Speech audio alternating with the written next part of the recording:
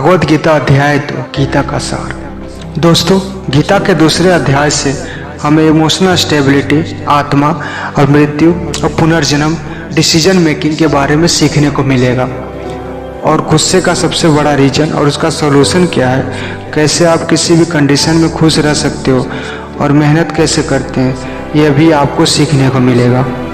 जब अर्जुन ने युद्ध करने से मना कर दिया तब सारथी श्री कृष्ण ने अर्जुन से कहा, अर्जुन, ये तुम्हें अचानक से क्या हो गया? जिस तरीके से तुम कमजोर बातें कर रहे हो वो तुम जैसे महान योद्धा के मुंह से बिल्कुल शोभा नहीं देता। इसलिए अपने इस मन की कमजोरी को छोड़कर युद्ध के लिए वापस खड़े हो जाओ। अर्जुन बोले, मैं किस तरीके से अपने ही गुरुवर द्रोणाचार्य और दादा भीष्म पितामह को मारने के लिए अपना धनुष उठाऊं, क्योंकि ये तो मेरे लिए हमेशा से पूजनीय रहे हैं। इस युद्ध को करने से अच्छा है कि मैं भिखारी बन जाऊं, क्योंकि अपनों को ही मारकर जीत में भी मेरी हार होगी। मैं सही और गलत को नहीं समझ पा रहा हूँ। हे कृष्ण, मेरा मार्गदर्शन करो। श्री कृष्ण मुस्कुराकर अर्जुन को देखने लगे। भले कोई इंसान उनसे कुछ मांगे और वो दे ही ना, ऐसा भी कभी हो सकता है क्या? यही से शुरू होता है भागवत गीता का वो ज्ञान, जो आपको भी अर्जुन बनकर ध्यान पूर्वक सुनना चाहिए। श्री कृष्ण बोले, अर्जुन, ये तुम्हें अचानक से क्या हो गया? तुझ जैसे महान इंसान को दूसरे की मृत्यु को लेकर नहीं डरना चाहिए। वैसे भी तुझे क्या लग रहा है, ये लोग तेरे मारने से मर जाएंगे और तू ही इनको मारेगा? इन सब लोगों का और तुम्हारा भी पिछला जन्म भी था और अगला जन्म भी होगा। इसलिए जैसा तुम सोचकर दुखी हो रहे हो वह ज्ञान तुम्हारा अधूरा है। और रही बात इनकी मृत्यु क्या तुम्हें पाप लगने का, तो ये समझ ले, इनको मारने वाला तू नहीं बल्कि मैं हूँ। तू तो इनके मौत का सिर्फ कारण है और ये लोग मरने के बाद भी मेरे पास आएंगे, क्योंकि ये शरीर नहीं बल्कि आत्मा है और आत्मा को किसी तरीके से नष्ट नहीं किया जा सकता। आत्मा तो अगले जन्म के लिए शरीर को उसी तरीके से त्याग करती है जिस प्रकार तुम अपने पुराने कपड़ों को त्याग कर नए कपड़े पहनते हो। हे अर्जुन, जन्म देने वाला और मारने वाला भी मैं ही हूँ। और ये बता, क्या किसी तुम मरे हुए इंसान को जीवित कर सकता है? अगर तुम मरे हुए को जीवन नहीं दे सकता तो जीवित को भी तुम नहीं मार सकता, क्योंकि जीवन देने वाला भी मैं हूँ और मारने वाला भी मैं हूँ। और इनकी मौत तेरे ही हाथे मैंने लिखी है। और अर्जुन, तुझे ऐसा लगता है कि आत्मा भी मरती है, तो ये जान ले, आत्मा जैसे जन्म लेकर मरती है वैसे ही मरने के बाद भी प्रकृति का चक्र पूरा करके फिर से जन्म लेती है। और इस प्रकार से आत्मा नष्ट नहीं होती। जब प्रकृति ऐसी चलती है फिर तुम इसका जिम्मेदार कैसे होगे? अर्जुन, जिस क्षत्रिय के जीवन में युद्ध करने का अवसर प्राप्त होता है वह न केवल भाग्यशाली होता है बल्कि उसका तो धर्म कर्म सब युद्ध करने में जुट जाता है। अगर तुमने युद्ध नहीं किया तो इसका मतलब ये हो तूने अपना धर्म और कर्म अच्छी तरीके से नहीं निभाया, और इस तरह तेरे नाम के साथ कलंक जुड़ जाएगा। और तेरे जैसे महान अर्जुन के लिए कलंक तो उसके मौत से बढ़ के हैं। जो लोग तुझे बहुत सम्मान दिया करते हैं वही लोग तेरी बहुत बुराइयां करेंगे, तेरी वीरता पर सवाल उठाएंगे। इसलिए हे अर्जुन, तो सुख दुख, हार जीत और फायदे नुकसान को छोड़कर अपने विचारों को स्थिर कर और युद्ध के लिए धनुष उठा, जिससे या तो युद्ध में मारा जाकर मेरे शरण में आएगा या फिर विजेता बनकर धरती पर सुख भोगेगा।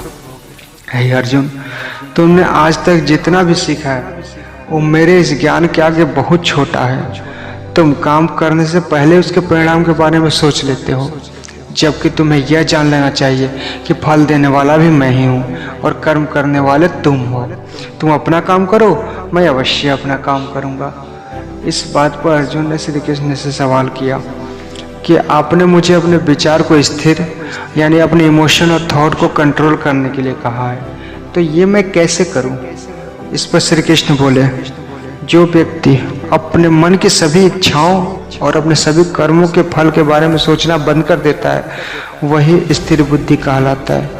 वैसे व्यक्ति को ना तो दुख में दुख होता है ना किसी अच्छे काम में खुशी होती है, जिसके मन से हर प्रकार का डर, भावना और क्रोध नष्ट हो जाता है। जो शुभ अशुभ के चक्कर से बाहर निकल जाता है। इस प्रकार से इच्छाओं को बस में जो कर लेता है, जैसे कछुआ अपने आप को खुद में समेट लेता है, उस मनुष्य की बुद्धि स्थिर हो जाती है। क्योंकि अपनी इच्छाओं के बारे में सोचते रहने से हमें वो इच्छाएं अच्छी लगने लगती हैं। इच्छाएं अच्छी लगने लगती है तो फिर उन इच्छाओं को पूरा करने का भी मन करता है। जब उन इच्छाओं को पूरा करने में कोई रुकावट आती है तो फिर हमें गुस्सा आता है, और गुस्सा आने से इंसान पागल हो जाता है और वो फिर अपना कर्म और धर्म भूलकर खुद ही अपनी स्थिति से नीचे गिर जाता है। परंतु यदि कोई अपनी इच्छाओं को बस में कर लेता है तो उसका अंतर्मन शुद्ध रहता है, अब उसके दुख का अंत रहता है, और सब उसके जब दुख ही समाप्त हो जाएंगे तो उसकी बुद्धि स्थिर हो जाती है।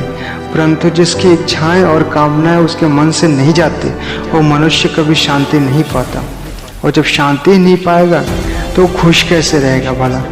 उसकी हालत तो उस नाव की तरह हो जाती है जिसको उसकी इच्छाओं की हवा किसी भी दिशा में बहा कर ले जा सकती है। स्थिर बुद्धि वाला प्राणी तो समुद्र की तरह है जिसमें चाहे कितनी भी नदियां आकर मिल जाए फिर भी उसको कोई फर्क नहीं पड़ता। और इस तरीके का स्थिर बुद्धि वाला प्राणी मृत्यु के बाद मेरे ही शरण में आता है। दोस्तों, अब आते इस चैप्टर के मीनिंग पर। आपने बहुत सारे लोग जो अपने प्रियजनों को खो दिए होंगे, और आज तक आप लोगों ने में से जितने भी अपने प्रियजनों को मृत्यु के द्वारा इस संसार में नहीं खोया, उसको भी यह जान लेना चाहिए कि उनकी ज़िंदगी में भी उनके सबसे प्रियजन यानी खुद की भी मौत एक दिन जरूर होगी। लेकिन उससे उदास होने की कोई ज़रूरत नहीं, क्योंकि खुद भगवान ने कहा कि हम अपने जन्म से पहले ही दुनिया में नहीं थे, मौत के बाद भी इस दुनिया में नहीं रहेंगे, लेकिन उस समय हम किसी न किसी रूप में इस ब्रह्मांड में जरूर रहेंगे। और इस तरीके से हमें मौत से नहीं डरना चाहिए, क्योंकि या तो हमारा पुनर्जन्म होगा या फिर हम परमात्मा में विलीन हो जाएंगे, और सब लोग आखिर में एक ही जगह मिल जाएंगे, तो फिर किस बात का डर है। और यही प्रकृति का नियम है। और हम कोई शरीर नहीं है जो हमें डरने की जरूरत है, हम आत्मा हैं और उसी का अंश है जिसको हम भगवान कहते हैं।